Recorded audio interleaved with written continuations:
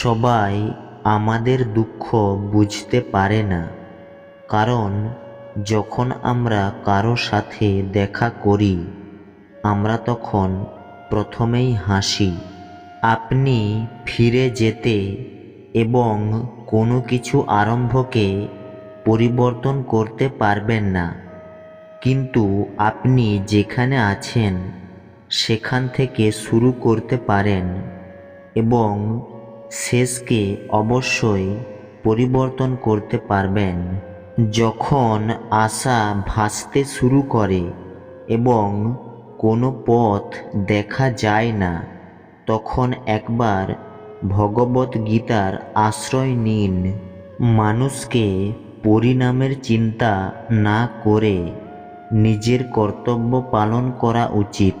ক্রোধ মানুষকে নরকের পথে নিয়ে যাওয়ার দরজা। ক্রোধের ফলে মানুষের মন অশান্ত হয়ে পড়ে, সে আবেগের বশে অনেকবার নিজের ক্ষতি করে ফেলে। শ্রীকৃষ্ণ বলেছেন, মানুষকে রাগ থেকে দূরে থাকা উচিত।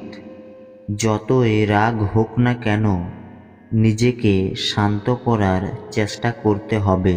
শরীরের সুন্দরতা মনকে আকর্ষিত করে, কিন্তু স্বভাবের সুন্দরতা হৃদয়কে আকর্ষিত করে। তাই মানুষের স্বভাব সবসময় নির্মল হওয়া উচিত।